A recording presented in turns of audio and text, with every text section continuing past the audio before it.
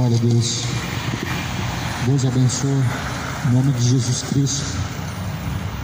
Graça e paz do Senhor Jesus Cristo seja com todos.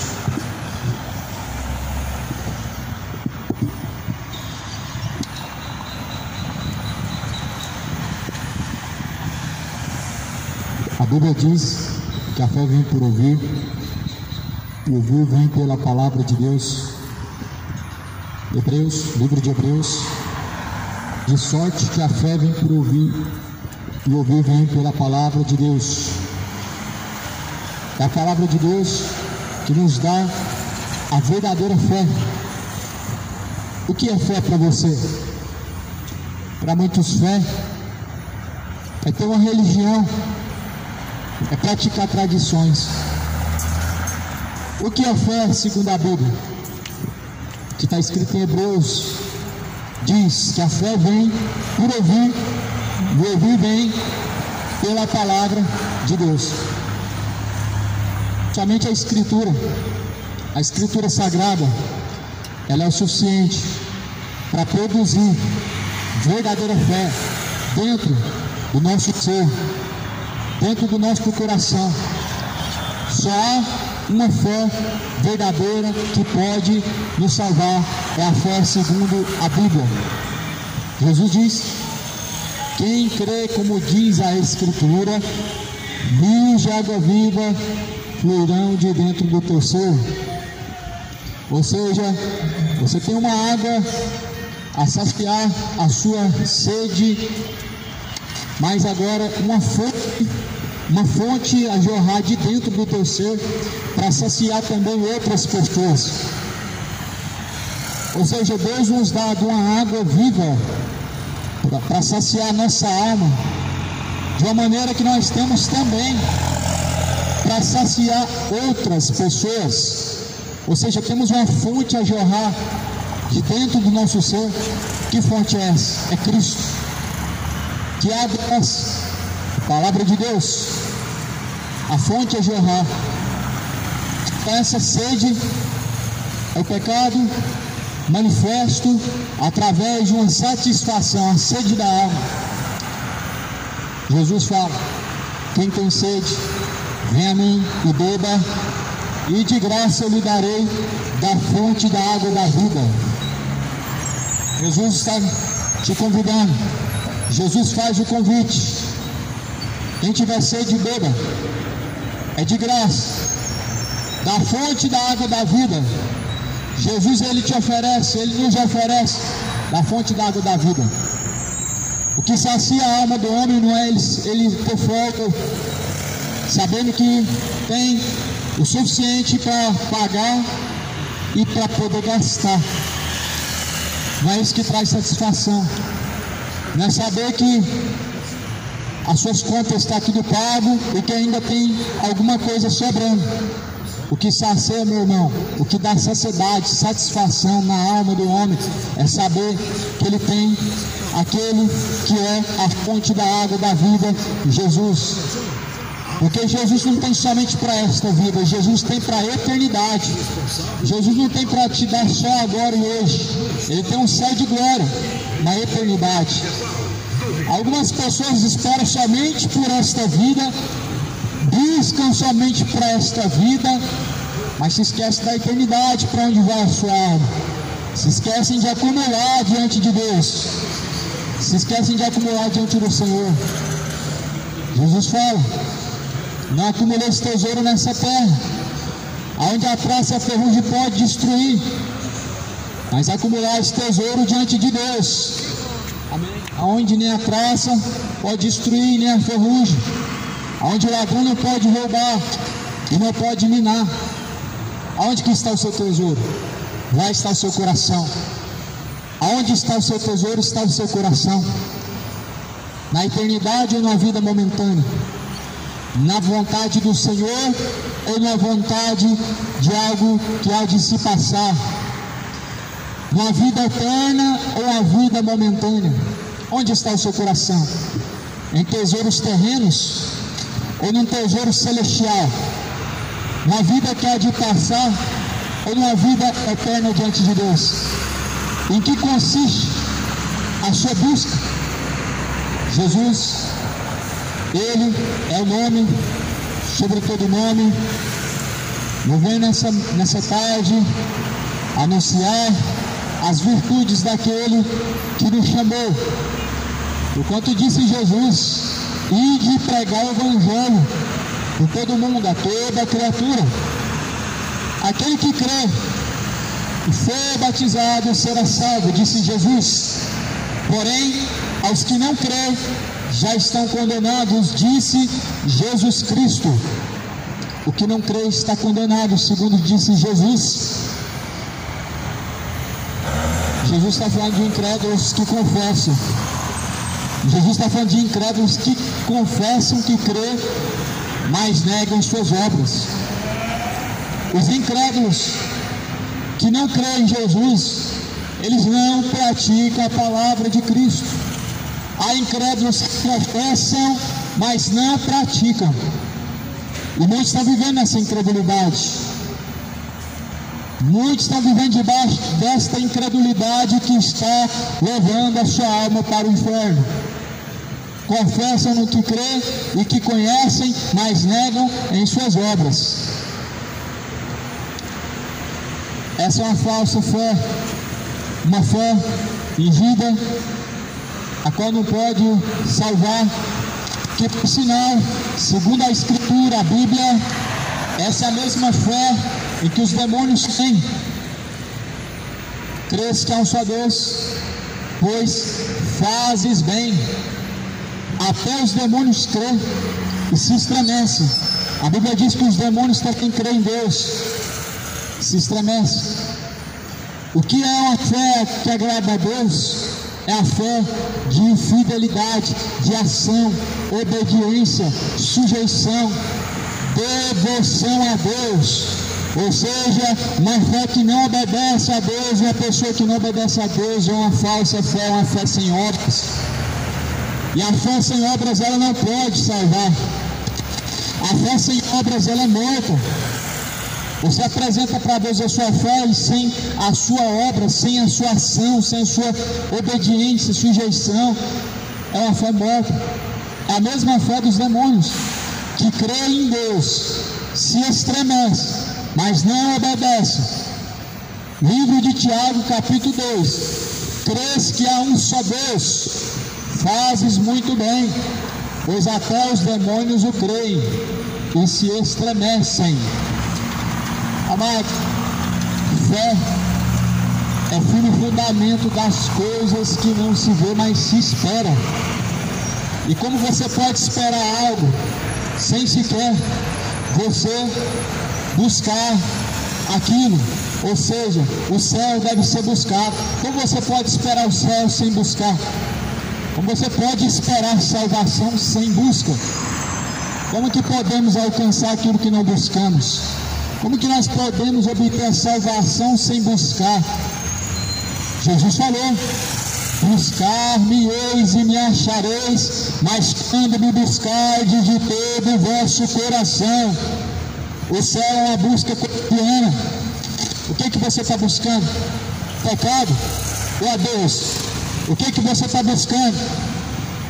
Se divertir ou fazer a vontade de Deus? O que você está buscando? Satisfação no pecado, na imoralidade, bebedeiras, homofetividade, idolatria, ou você está buscando fazer a vontade de Deus? Foi isso que Jesus ensinou: seja feita a tua vontade, ó Pai. Porventura, o que você faz através do seu corpo, você está fazendo a vontade do Pai ou a vontade do diabo? Porventura, o que você executa através de seu corpo é honra a Deus ou desonra a Deus? É a vontade do Pai? Seja feita a tua vontade, ó Pai, tanto nos céus como na terra. É o Salmo, é o Pai Nosso, a qual muitos oram o Pai Nosso.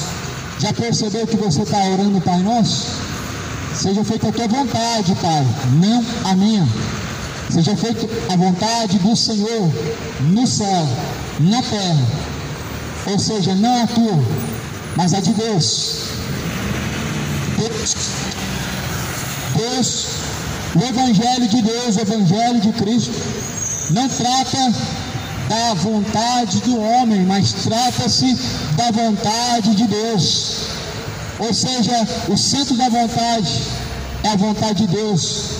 É assim na sua vida? Deus é o centro da vontade ou é a tua vontade que está no centro? É a vontade do Pai que está sendo feita ou é a tua vontade?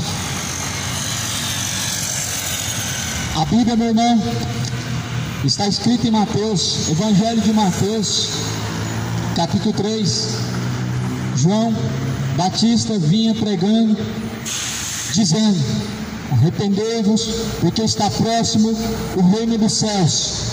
Porque este é o referido por intermédio do profeta Isaías, que diz: a voz do que clama no deserto, preparai o caminho para o Senhor, endireitai os seus caminhos. É a essência do Evangelho, da mensagem de Cristo. Esta é a essência do cristianismo. Há um caminho, e esse caminho precisa estar preparado. João veio preparar o caminho para o Senhor. João foi um dos primeiros mensageiros do Evangelho a proclamar o caminho verdadeiro. Não há como seguir o caminho verdadeiro que é Cristo sem arrependimento dos pecados, sem arrependimento, sem renúncia dos pecados. Não há salvação, não há cristianismo, não há uma fé verdadeira sem renunciar aos pecados. Não há a salvação vindoura sem deixar os pecados, sem arrependimento dos pecados. Não há salvação sem conserto. João pregava dizendo: endireitem os vossos caminhos. Era isso que o povo estava buscando ouvir? Pelo contrário, o povo estava buscando profetas que diziam aquilo que o seu coração esperava. Igual nos dias de hoje, o povo busca os seus profetas e pregadores que falam aquilo que o seu coração espera. Eu tenho uma causa na justiça, eu quero que Deus fale comigo, que Ele vai assinar com a caneta de ouro e eu vou ganhar essa causa na justiça. Só que o enviado de Deus, ele falava: se arrependam, se convertam, endireitem os seus caminhos, preparem o caminho para o Senhor. Mas o povo está querendo ouvir o quê? Tem vitória por aí, tem bênção, Deus está te abençoando, Deus vai abençoar, Deus vai fazer isso, Deus vai dar aquilo. O povo está buscando ouvir o quê? O que Deus fala? Não, o que o seu coração quer ouvir. Fábulas, heresias destruidoras, vãs sutilezas, palavras de autoajuda, palavra de bajulação. Eis aí a geração de bajuladores. Geração de bajuladores, falsos profetas, falsos pregadores, falsos mensageiros de Cristo, que pregam uma mensagem torcida para se enquadrar ao padrão que o homem está esperando ouvir. Só que eis que vem o pregador que Jesus enviou, e ele pregando a essência da salvação, a essência daquilo que Deus quer que o homem ouça: arrependei-vos e convertei-vos, para que seja apagado os seus pecados, endireitai os caminhos, preparai o caminho para o Senhor. O caminho está preparado para o Senhor? O caminho está direito, reto para o Senhor? O caminho está preparado para que o Senhor, Ele possa vir no seu coração? O caminho está preparado para que o Senhor venha sobre ti? E se o Senhor vier sobre ti hoje, agora, já parou para pensar nisso? Que o Senhor, Ele pode vir sobre ti hoje e agora. E para onde irá a tua alma? Qual será o seu destino? Já parou para pensar nisso? Temos que pensar nisso. Não podemos ser covardes, ignorar o destino da alma. Não pode ser ignorado o destino da alma. A eternidade não pode ser rejeitada. O que tem que ser rejeitado é o pecado, é a vã maneira de viver diante de Deus. A falta de temor diante de Deus deve ser deixada. O pecado precisa ser abandonado, precisa ser rejeitado. Todo pecado, toda idolatria, toda toda bebedeira, toda imoralidade, todo orgulho, toda ganância, toda soberba precisa ser rejeitado. Prepara o caminho para se encontrar com Deus. Prepara o caminho, porque ainda hoje você pode se encontrar com Deus. Naquele dia, meu irmão, a tua estátua não vai se mover um dedo para te salvar. Naquele dia o teu santo intercessor não vai mover um dedo para poder te livrar. Naquele dia a Aparecida não vai poder interceder e nem rogar por você, nem agora, nem tampouco após a sua morte. Após a morte segue-se a juízo. Todos estaremos diante de um juízo, a qual o próprio Deus tentará. E disso Deus deixou certeza que por meio do seu Filho amado, por meio de Jesus Cristo, Ele há de julgar o mundo, e Ele deixou certeza disso. Não há variação e nem sombra de dúvida, em que Cristo, Ele há de julgar a cada um de nós. Todos, sem exceção, todos comparecerão diante de Deus, sem exceção, de maneira que cada um terá que dar conta diante de Deus de suas obras. Disse João no capítulo de número 20, em Apocalipse, dizendo: estarão diante de Deus grandes e pequenos, justos e injustos, grandes e pequenos. Já parou para pensar? Todos diante de Deus, prestes a serem julgados. Pastores, presidentes, deputados, governantes, pessoas jurídicas, pessoas físicas, andarilhos, moradores de rua, evangélicos, católicos, imorais, beberrões, feiticeiros, mentirosos, idólatras. Já parou para pensar todos esses diante de Deus? Pois todos esses, meu amado, terão que estar diante de Deus. Todos nós teremos que comparecer diante do juízo do Senhor. Se prepara a cidade de inferno. Prepara para encontrar com Deus.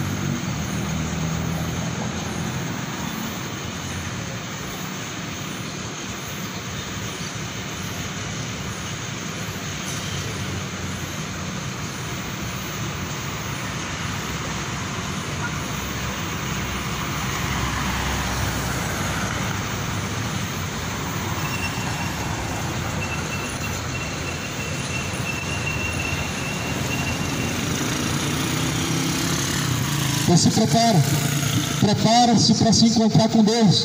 Você já parou para pensar para onde irá a tua alma? Não seja covarde. Todos nós vamos ter que nos deparar com essa realidade. Todos nós vamos ter que enfrentar essa realidade. Por isso hoje, no dia que se chama hoje, é o dia que nós temos para pensar com quem que nós vamos nos encontrar, para que possamos preparar o caminho. João pregava: prepara o caminho para se encontrar com o Senhor. O seu caminho está preparado para encontrar com Deus. Os seus caminhos estão aplainados, endireitados para o destino de encontrar com o Senhor Jesus. Prepara, endireita. A mensagem do Evangelho, ela trata disso, que o caminho é que nós estamos trilhando, e se ele vai nos levar para Deus. Foi isso que João, ele veio fazer. Ali existia um contexto de pessoas que diziam crer em Deus, porém, de uma forma hipócrita e falsa, confessavam a Deus, mas não seguiam. João pregou para os fariseus, a qual se enfureciam. João pregou para a multidão de religiosos, a qual não estava esperando ouvir aquilo. porque cada um busca o que é do seu próprio interesse, e não do que é do interesse de Deus, da vontade de Deus, e cada um busca ouvir aquilo que lhe apraz. Só que a Bíblia diz que nos últimos dias haveriam espíritos enganadores, e muitos dariam ouvidos a vãs sutilezas, a palavras enganosas, dariam ouvidos a fábulas, dariam ouvidos a doutrinas de demônio. Esses são os dias finais. Estamos vivenciando esse tempo. Muitos não estão percebendo, mas hoje se ouve. A Bíblia diz: desperta, desperta você que dorme, levanta-te dentre os mortos e Cristo te esclarecerá. Jesus está perto da cidade de Goiânia. O dia do arrependimento, o dia do conserto é hoje e agora. O dia do arrependimento, o dia de preparar o caminho para se encontrar com Deus é no dia que se chama hoje, é agora. A palavra de Deus diz: o homem está ordenado a morrer uma vez e vindo após a morte o juízo. O juízo vem após a morte. O juízo de Deus virá sobre nós, sobre cada um de nós após a morte. Sabe por quê, meu irmão? Porque a alma não vai ficar vagando aqui pela terra, ela não vai ficar presa aqui na terra. Sabe por que vai haver um juízo, meu irmão? Porque a alma não vai descer ao purgatório. A alma não vai ficar reencarnada num corpo de outra vida. O juízo ele haverá justamente para que Deus lhe dá a cada um o destino da sua alma. Céu ou inferno, a eternidade virá. O destino virá da parte de Deus. Já parou para pensar o que você vai ouvir de Deus? Apartem-se de mim, vós que praticam iniquidade, ou benditos do meu Pai, venham até mim e entrai no gozo do seu Senhor. Você já parou para pensar o que Deus vai dizer a você? Às vezes eu fico pensando, nós devemos refletir, nós devemos ser honestos com a nossa alma e saber para onde ela está indo, para onde nós estamos direcionando, levando a nossa alma, para o encontro de glória ou o encontro de tormento. Devemos estar cientes a quem nós estamos nos sujeitando, a quem nós estamos dando a nossa verdadeira fidelidade, a quem nós estamos dedicando o nosso melhor, nosso corpo, alma e espírito. Devemos ter essa sinceridade diante de Deus, de saber que para Ele nós estamos fazendo o melhor para Deus não é o que vem do berço, não é o que vem do berço que é o melhor para Deus. O melhor para Deus não é a pessoa que frequenta todos os cultos ou até mesmo as missas, não é o que pratica todas as tradições, paga penitência, paga voto, paga promessa. Esse não é o melhor para Deus. O melhor para Deus é o que vem do corpo, da alma e do espírito, a fidelidade, a sinceridade, a retidão. É isso que é melhor que devemos apresentar para Deus. A essência do Evangelho, meu irmão, ela nos constrange a viver nossos pecados, nos traz temor a não viver mais de tal forma. Jesus, ele fala: apresentai-vos a Deus os vossos corpos em um sacrifício vivo, agradável, a qual é o vosso culto racional. Para quem você tem apresentado o seu corpo? A Deus, em sujeição e obediência, ou ao diabo, através do pecado, da sua rebeldia, infidelidade? É uma forma de apresentar ao diabo os vossos corpos. Mas a Bíblia fala assim: vocês foram comprados por um bom preço, para que vocês vá e dê fruto para aquele que vos chamou, para aquele que vos alistou. Nós fomos comprados por um alto e bom preço. Nós fomos comprados com preço de sangue. O preço do sangue do Cordeiro pagou o preço da nossa salvação, para que nossa alma ela fosse livre do cativeiro, do pecado. Até a Bíblia declara em Romanos: todos pecaram, foram destituídos da glória de Deus. Todos estavam em pecados antes de Cristo, presos. Hoje existe pessoas que estão no pecado de forma por própria escolha. A Bíblia fala, a Bíblia diz que há uma forma que nós devemos nos apresentar diante de Deus. A Bíblia fala em santidade, sobriedade, sujeição. Lá em Tessalonicenses, primeiro capítulo 4, primeiro livro de Tessalonicenses, capítulo 4, versículo 4. Apresentem-se a Deus, sejam sóbrios, vigilantes, em temor e santificação através do vosso corpo. É assim que você tem que se apresentar diante de Deus, em temor, em obediência, em sujeição, fidelidade, através de suas ações, através de suas escolhas. Você se apresenta para Deus, temor ou falta de temor, fidelidade ou infidelidade. O que você quer apresentar diante de Deus?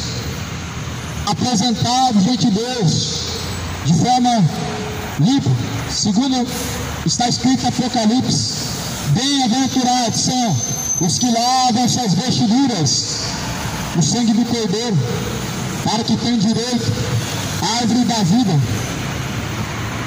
e possam entrar pelas portas da cidade. Mais do que felizes os que estão reconciliados com Cristo, através do sangue do Cordeiro nós temos a purificação de nossa alma. Lavados as vossas vestes, purificai as vossas mãos. Isaías diz: lavai as vossas vestes, humilhai-vos perante a Deus, purificai as vossas mãos, pecadores, vós de duplo ânimo. Sabe o que é duplo ânimo, meu amado? As pessoas são, infelizmente, indecisas. Mesmo a hora que está animado a seguir com Cristo, estão desanimados e prestes a seguir o caminho de iniquidade mais uma vez. Duplo ânimo, duplos caminhos, duplos pensamentos, porfiando por duas escolhas, mas não escolhendo nenhuma. Muitos estão porfiando entre dois caminhos e não escolhem nenhum, nem o céu nem o inferno, nem Jesus e nem o diabo. Só que nessa mornidão, nessa indecisão, quem está ganhando pronto, meu amado, é o diabo. O homem não tem como ele ficar diante de Deus sem escolher para onde vai a sua alma, a quem ele vai servir. Se tem uma coisa, meu irmão, que causa repúdio, que causa a ira de Deus, são pessoas indecisas, são pessoas de duplo ânimo. Todos os pecados eles causam a ira de Deus. Mas se tem uma coisa que Deus aborrece, é a mornidão. Sabe o que são pessoas mornas? Está lá o exemplo em Apocalipse, de uma das igrejas, no capítulo 3 de Apocalipse.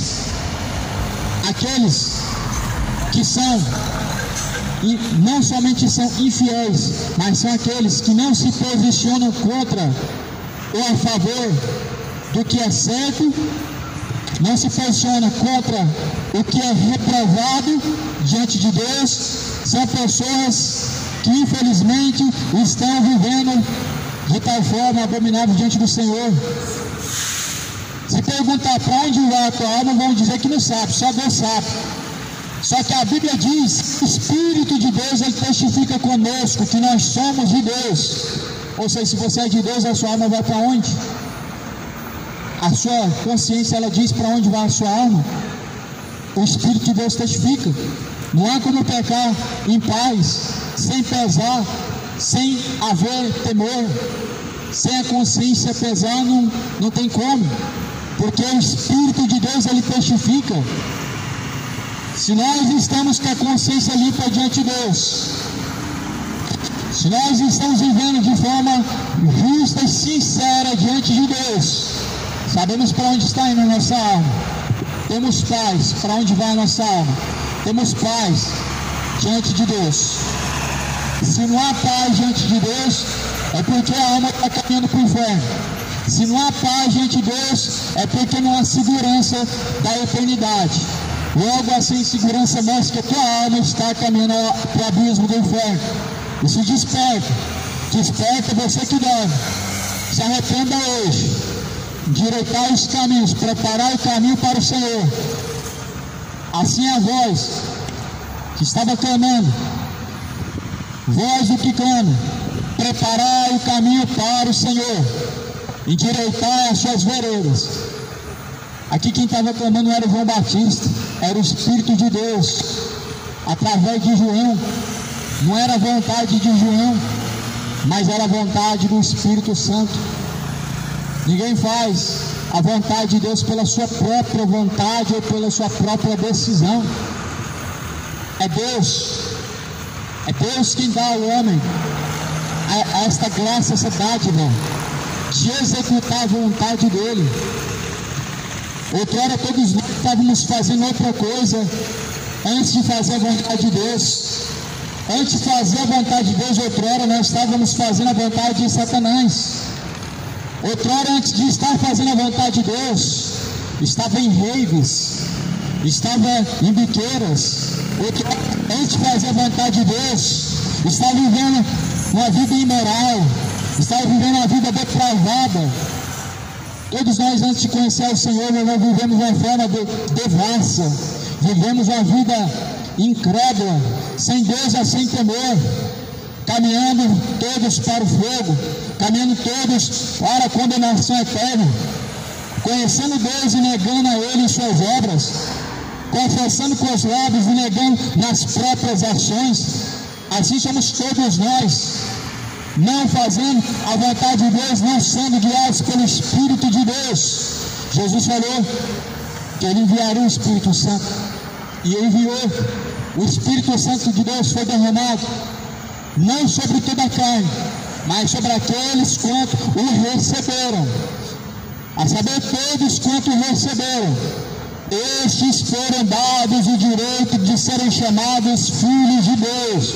Filhos de Deus é um direito dado por intermédio do Espírito de Deus, o Espírito Santo da verdade, nos faz sermos filhos adotivos de Deus. Somos filhos adotivos de Deus. Porque que Deus ele declara: eis o meu filho unigênito, eis o meu filho unigênito, em quem a mim meu Espírito se compraz. Unigênito vem de único. Jesus era o único Filho de Deus, era. Até pelo Espírito de Deus, nós somos adotados como filhos de Deus. E a Bíblia fala que o mesmo Espírito de Deus, por adoção, nos faz filhos de Deus, pelo qual nós chamamos Abba Pai. Por isso que Deus falou: eis o meu filho unigênito.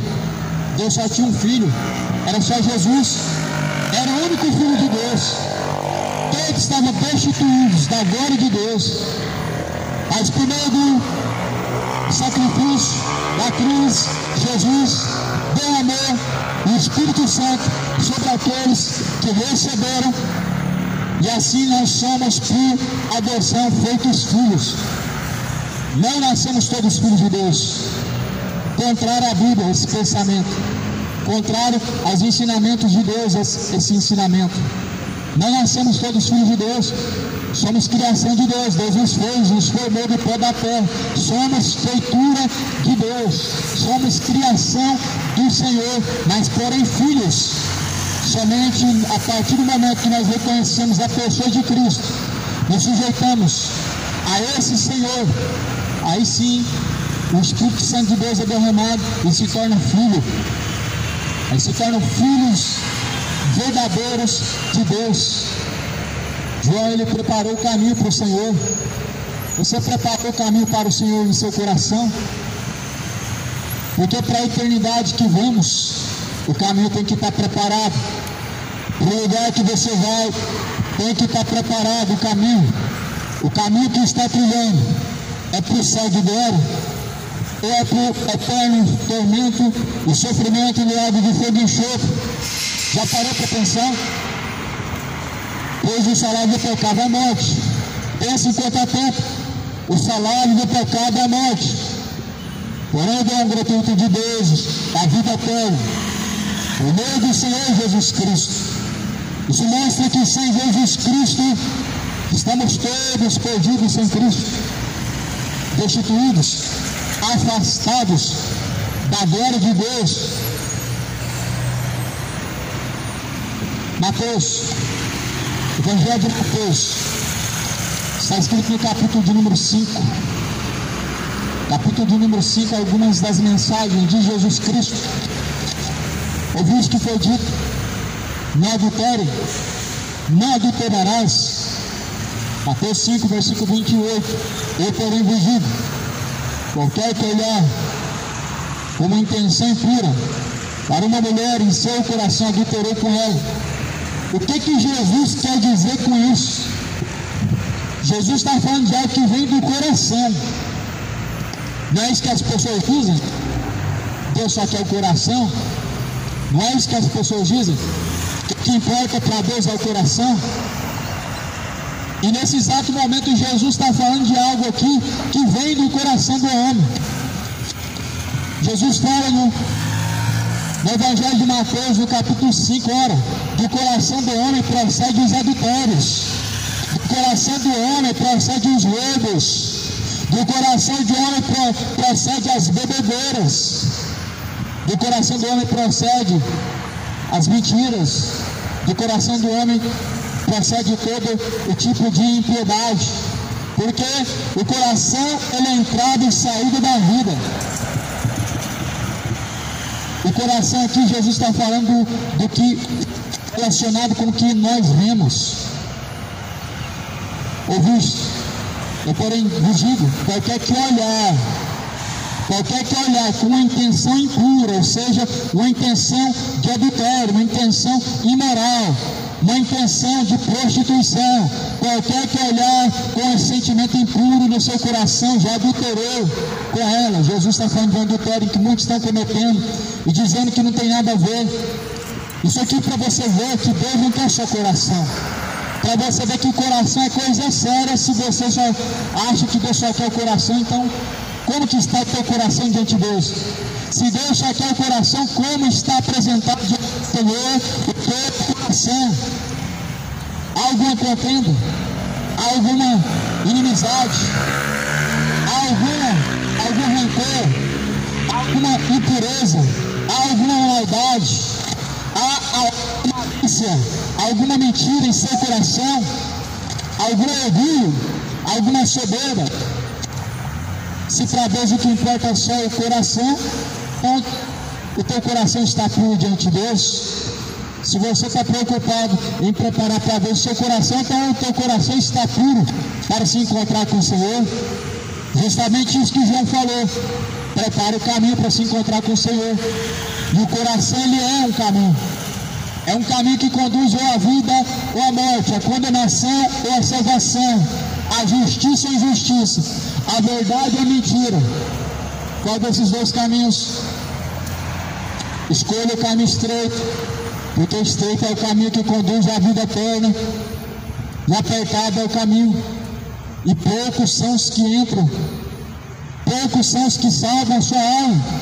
Porque o caminho é estreito, o caminho é apertado, mas largo e espaçoso é o caminho a qual conduz a condenação, a perdição. Muitos são os que entram por este caminho.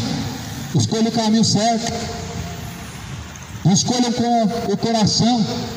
Jeremias fala: enganoso é o coração do homem, e mais enganoso é do que todas as coisas desta vida. Jeremias diz que o coração do homem ele é enganoso. Verdadeiramente o coração ele é enganoso. E o coração engana o homem. As pessoas elas dizem que suas obras são boas, mas o seu coração é mau. As pessoas dizem que amam a Deus, mas as suas ações provam o contrário. As pessoas dizem que conhecem a Deus, mas o que guardam no seu coração? Que tipo de sentimentos prevalece? O coração é a entrada e saída da vida. Cuidado. Então, Jesus ele diz: não adulterem.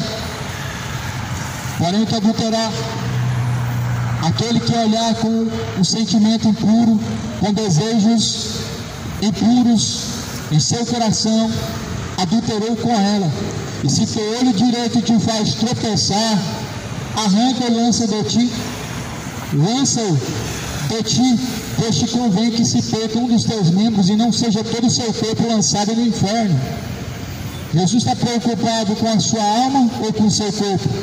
Jesus está mostrando a preocupação com a sua alma, não parecendo no inferno. Jesus está preocupado com a salvação de uma alma, livrando ela do inferno. Jesus está falando para arrancar pela raiz aquilo que conduz essa alma para o inferno. É o teu olho direito que te está fazendo pecar, arranca e lança longe de ti. Jesus disse: é o teu braço direito que te faz pecar, lança para longe de você. É a tua mão que te faz fumar, é a tua mão que leva você a se embebedar, a qual te conduz à perdição. É o teu olho que te faz adulterar, que te faz cobiçar.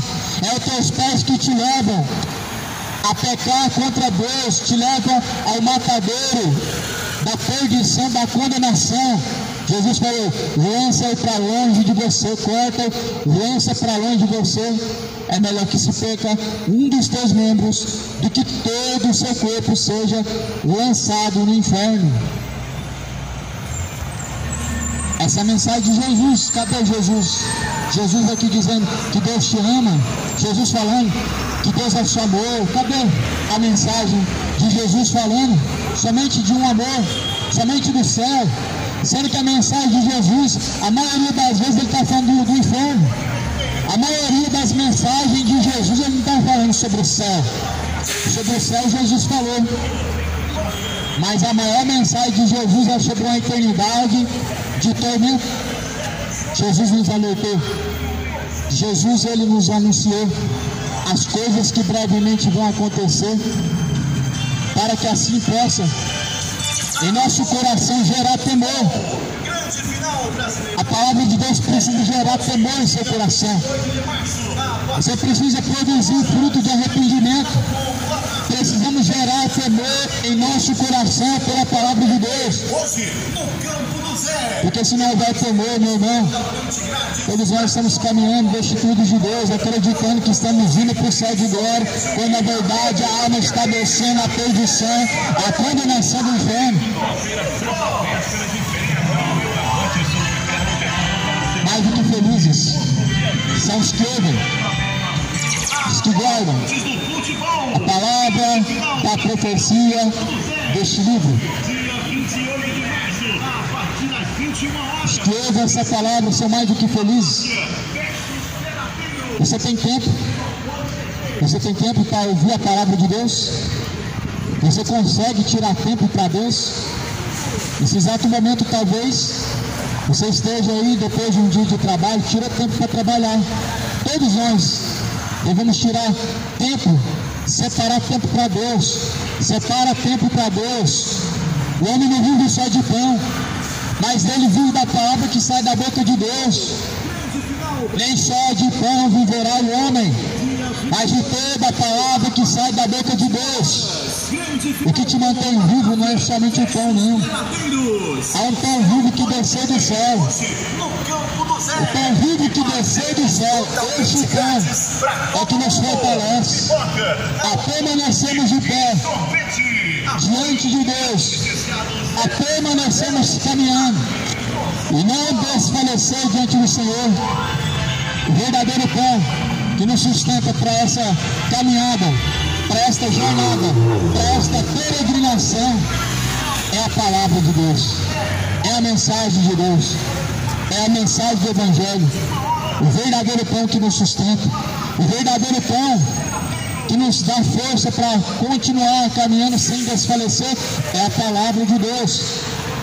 Você consegue tirar tempo para Deus? Muitas pessoas elas estão sempre correndo atrás de seus próprios interesses e muitas vezes deixando de lado o plano principal, a vontade principal, que é a vontade de Deus. Buscar em primeiro lugar o reino de Deus e a tua justiça, e as demais coisas serão acrescentadas, disse Jesus. Disse assim o Senhor Jesus Cristo. Porque Se você tem buscado em primeiro lugar o reino de Deus ou a tua própria vontade, qual que é o centro? A vontade de Deus ou a sua própria vontade? Está buscando em primeiro lugar o reino de Deus ou as demais coisas? Está buscando em primeiro lugar fazer a vontade do Senhor ou buscando a sua própria vontade? Jesus ele ensina aqui em Mateus capítulo 6, em uma oração. A oração do Pai Nosso é um exemplo de oração. E oramos e fazemos esse pedido a Deus sem perceber o que está sendo falado diante do Senhor. Quando orar, digam, não sejam. Quando orarem, dizem, entra no seu quarto e fala com o Pai. E assim você vai falar com o Pai, que está em secreto. E orando, não usem repetições vãs. Não usem repetições vãs como gentios, porque presumem pelo que ser muito falar serão ouvidos. Mas Jesus está falando, não se assemelhem pois a eles, porque Deus o vosso Pai sabe que vocês necessitam antes que peçam. E orando digam, Pai nosso, que está no céu, santificado seja o teu nome, venha o teu reino, seja feita a tua vontade. É assim na prática? A vontade de Deus está sendo feita na sua vida? Em primeiro lugar, antes de suas necessidades, antes de seus planejamentos, é a vontade de Deus que está sendo feita. A boa, perfeita e agradável vontade de Deus, ela está em primeiro propósito, ao ponto de você deixar de comer para fazer a vontade de Deus, ao ponto de você deixar as suas preocupações como Marta fez, como Maria fez, para ir aos pés do Senhor. Está aí, Maria e Marta. Quem é você diante de Deus? Aquela que está fadigada, preocupada, aquele que está preocupado com tantas coisas, com o cotidiano da vida, as preocupações, mas se esquecendo do reino de Deus em primeiro lugar? Ou você é aquela que deixou tudo, todos os seus afazeres e responsabilidades, e foi para os pés de Cristo, ou seja, o reino de Deus em primeiro lugar, e as demais coisas em último lugar? O que você pede diante de Deus, meu irmão, tem poder. Porém, é uma hipocrisia muito grande dizer e não praticar, dizer e não executar. Você está dizendo em sua oração, Pai nosso, seja feita a tua vontade nos céus e na terra. E na prática, você está deixando com que a vontade de Deus seja feita? Ou você fica cercando Deus, pedindo isso, aquilo, faz isso, faz aquilo? Essa oração não é oração cristã. Ninguém pode dar ordem para Deus e dizer o que Deus precisa fazer. Aqui Jesus está falando, antes que venha pedir para Deus alguma coisa, Deus sabe o que necessita. Cadê Jesus falando que nós precisamos pedir e falar para Deus o que nós necessitamos? Sendo que Jesus está dizendo que antes que venhamos abrir a boca e falar qualquer coisa, Deus sabe o que nós necessitamos. Antes que pedimos, Deus sabe a necessidade. Deus só trabalha em cima da necessidade, não em cima da vontade do homem. Deus não trabalha em cima do querer do homem, mas Ele efetua a sua boa e agradável vontade em cima da necessidade. Tendo que comer e que beber, estejam contentes, estejam alegres. Os pássaros não plantam e nem colhem, mas Deus dá o vosso alimento cotidiano. Esse é o Evangelho de Cristo. Trata-se da vontade de Deus e não da vontade humana. No centro está a vontade de Deus e não a nossa vontade. Seja feita a tua vontade, ó Pai, nos céus como na terra. E orando, não sejam como os hipócritas, porque gostam de orar em pé nas sinagogas. Os hipócritas, eles gostam de orar em pé. Qual que é o propósito? O propósito dos fariseus de orar em pé na sinagoga, ou seja, dentro dos templos, é aparecer, serem vistos. Eles querem somente ser o foco, o centro, serem vistos, serem reconhecidos. Mas aqui quem tem que aparecer, a Bíblia diz, Cristo, que Ele cresça, eu diminua. É Ele quem deve crescer, é Ele quem deve ser visto. No Evangelho não existe visibilidade para o homem, no Evangelho não existe visibilidade para nós, não existe fama, no Evangelho não existe fama. O único que é proclamado, o único que cresce a cada dia mais é Cristo. No Evangelho aqui, Deus não promove o homem, Deus não levanta o homem, Deus não coloca o homem em lugares altos. Cadê os discípulos? Se assentando no trono de Moisés. Os fariseus se assentavam no trono de Moisés, na cadeira de Moisés. Cadê os discípulos? Se assentando nas sinagogas, nos primeiros lugares. Jesus falou, não façam isso, para que vocês não sejam envergonhados. Porque vindo alguém mais importante que vocês, eles vão pedir que vocês cedam o lugar. Mas os fariseus gostam das primeiras cadeiras porque gostam de serem reconhecidos, gostam de ser bajulados. Eles gostam da honra do homem, eles gostam de ser honrados pelos homens, eles gostam de reconhecimento, de serem chamados mestres. Esses são os hipócritas, que confessam Deus a qual não conhecem, falam dele, e na prática, já tiveram com ele experiência, na prática, no particular com Deus. O Evangelho é isso. Cada um de nós devemos buscar conhecer a Deus. O Evangelho é isso. Não é alguém falando o que eu preciso fazer, faça isso, faça aquilo, não é isso. Mas trata-se do Espírito de Deus nos guiando. O Evangelho não se trata de pessoas sendo guiadas por pastores, por padres, mas trata-se de pessoas sendo guiadas pelo Espírito Santo de Deus.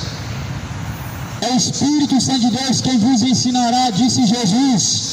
Ele vos guiará, Ele vos fará lembrar de todas as coisas. Essa é a promessa de Jesus, esta é a declaração de Jesus Cristo, que todos nós iríamos aprender com o Espírito Santo, seríamos guiados por Ele. Isaías diz que haveria um só pastor, um só rebanho. Esse pastor é Jesus, esse rebanho pertence a Cristo Jesus, e essa profecia se cumpriu. Lá em João 10, Jesus se apresenta como o bom pastor, como o verdadeiro pastor, como o único pastor. E não vemos ninguém mais depois de Jesus sendo chamado na Bíblia de pastor.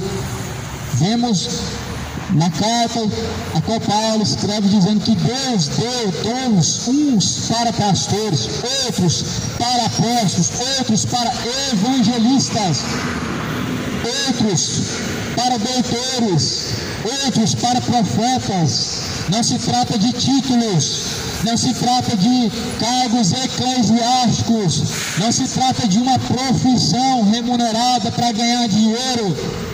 Trata-se de um dom. Apacentar não é.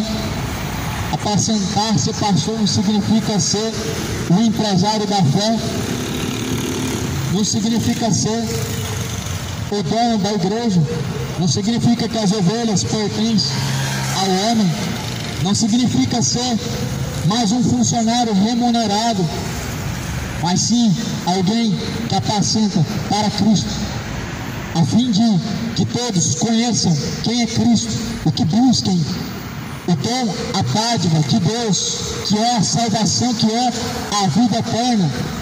Foi isso que Jesus fez. Jesus estava de cidade em cidade em cidade, mas Ele era o bom pastor, Ele é. Jesus estava dia após dia em lugares diferentes, mas as ovelhas ouviam a sua voz, ou seja, sua palavra, seguiam. Jesus falou: as minhas ovelhas ouvem a minha voz e me seguem. Para dar ouvido à voz de Cristo, meu irmão, só basta ser sensível e dar ouvido à palavra de Deus.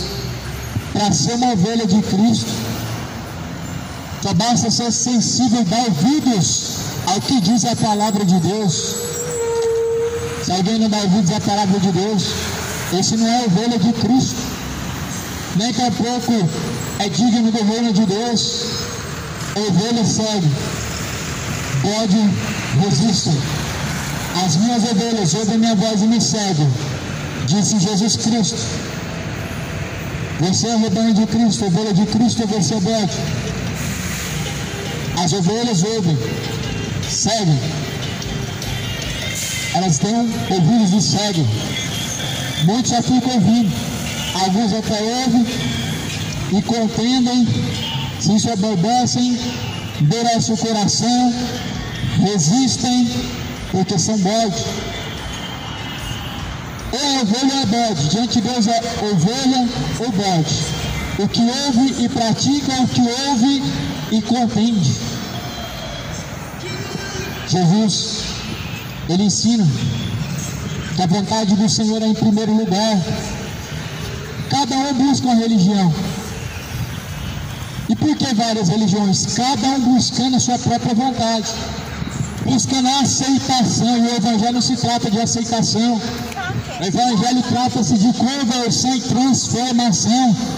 Pessoas buscam religião porque buscam a aceitação dos homens, buscam que seus preceitos, suas vontades sejam aceitas. Mas quando na verdade o centro da vontade deve ser a vontade do Senhor. Assim disse Jesus Cristo: seja feita a tua vontade, ó Pai, tanto no céu como na terra.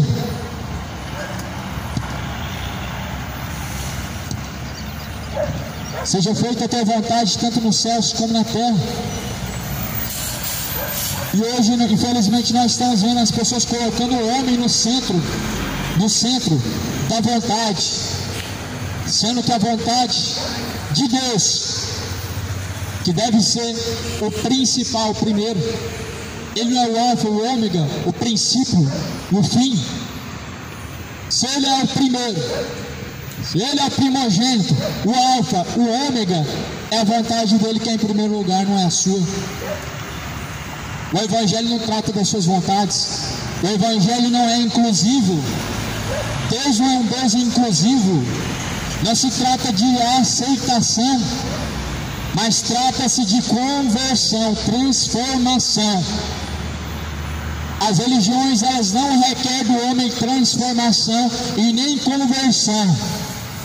As religiões requerem do homem apenas práticas inúteis, como tradições, como penitências, como sacrifícios, como pagando promessas, como a falsa sexta-feira santa, a falsa santidade, sendo que Deus, ele diz que devemos ser vigilantes, sóbrios, santos, irrepreensíveis, até a volta de Jesus. É até a morte, não é só sexta-feira, não é só uma semana, não é só um mês, não é só a quaresma, é todos os dias. Mas as pessoas, elas se entregam a bebedeiras e dizem que estão entregando-se a Deus. Que tipo de santidade falsa que é essa? A mesma boca que diz que Deus é santo, ela é usada a se embriagar, a adulterar, a prostituir. Homens idólatras do futebol, gananciosos, avarentos. Esse é o falso evangelho, que não há conversão, a falsa religião, que pede do homem a santidade falsa. O não comer, ou comer isso e aquilo, não faz o homem pecar ou se santificar de forma alguma. Antes, o que faz o homem pecar é o que sai da sua boca, disse Jesus, Mateus capítulo 15. O que contamina o homem não é o que entra pela boca, mas o que sai da boca. Suponhamos que se você bebesse o seu vinho, a sua cerveja, isso não seria pecado, mas o que vai sair da sua boca, sim, as suas ações, elas resultam em pecados. Cadê o domínio próprio do homem bêbado? Cadê o domínio próprio do homem conduzido ao efeito da substância do álcool?